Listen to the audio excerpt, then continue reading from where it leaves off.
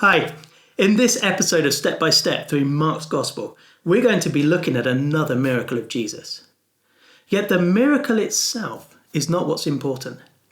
The question here is this: do you believe that Jesus can help you?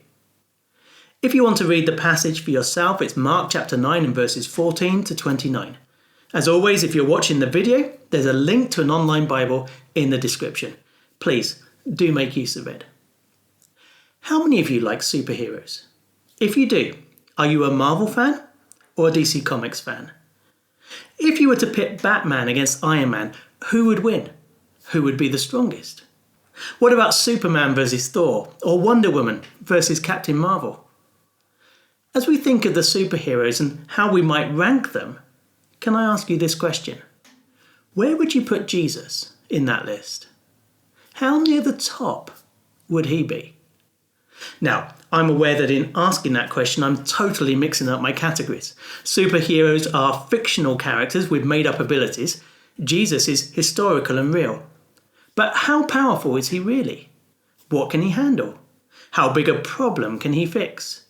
Is he super capable or as helpless as we are when we're faced with the difficulties of life? That seems to be the question in people's minds in the incident we're going to look at today. Jesus has been up a mountain with three of his disciples, Peter, James, and John. As they get to the bottom, they find a crowd gathered around the rest of the disciples, and several scribes. These were the religious teachers of the day. These religious teachers, these scribes, were arguing with the disciples. Jesus enters the discussion with this question in verse 16. What are you arguing with them about? The backstory comes out. A man had brought his son to Jesus because this boy had an evil spirit, and he was hoping that Jesus could do something about it.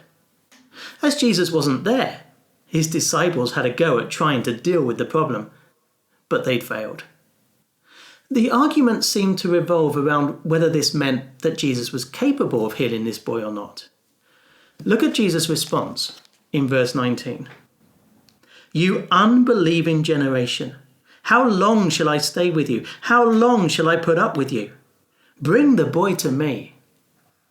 You see, what's the problem that Jesus identifies here? What's the big thing that he mentions? It's not that this boy can't speak. That's the effect of the evil spirit.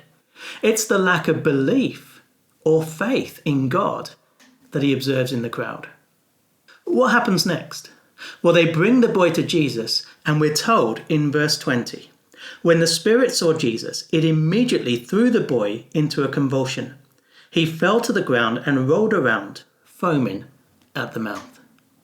Now, it's worth saying here that the description Mark gives sounds strange to our ears.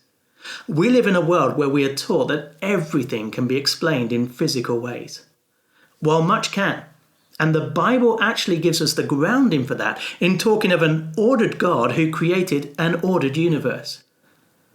The Bible also urges us to see that there is a spiritual dimension to life. It teaches us that there are things that happen that cannot be understood with scientific terms. And the suffering of this boy is one of them. The boy's dad speaks to Jesus and explains the problem.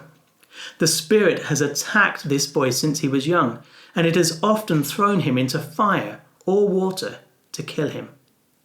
His very life is threatened. The dad then asks Jesus for help, and Mark is very deliberate to record the words of his request. But if you can do anything, take pity on us and help us. What is it that Jesus picks up on first? It isn't the plea for help, although he's going to help. It isn't the plea for pity, although again, he clearly shows pity. It's the dad's use of the word if. In verse 23, Jesus gives us his response. If you can, said Jesus, everything is possible for one who believes. What's the main problem that Jesus sees? It's a lack of faith. A crowd that is filled with doubt over whether Jesus can fix this problem. The boy's dad gets this and shouts out, I do believe. Help me overcome my unbelief. Is his faith misplaced? Can Jesus help? Yes, he can. Jesus speaks. The evil spirit leaves the boy, and he is healed. The passage ends with the disciples asking Jesus a question. Why couldn't we drive it out? Back in Mark chapter 6 and verse 13, we see that Jesus had given his disciples an authority to heal the sick and drive out demons. As they went out and preached, they were also able to perform miracles. So why not here? Well, Jesus gives us a clue in this answer. He replied, "This kind can only come out by prayer." The problem was that the disciples didn't look to God to help. They tried to do it on their own. And when that didn't work, they gave up. Hitting their limit, they thought they'd hit Jesus' limit. Are you facing a problem in your life that you're struggling with? Maybe it's a set of circumstances that you can't change. Maybe it's an addiction that you can't break. Maybe it's a friend who finds themselves in a difficult place and you don't know how to help them. Do you believe that Jesus can? Do you believe he's able? You've reached your limit. But have you reached Jesus' limit? This passage teaches us that no matter the problem, Jesus is able to help. So will you pray?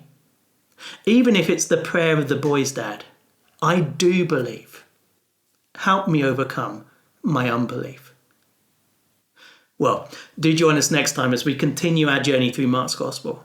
The video is available on YouTube or our Facebook page, so if you want to be notified, do like or subscribe. They're also put out as a podcast, which is available through Apple Podcasts or Spotify. Hopefully, see you next time.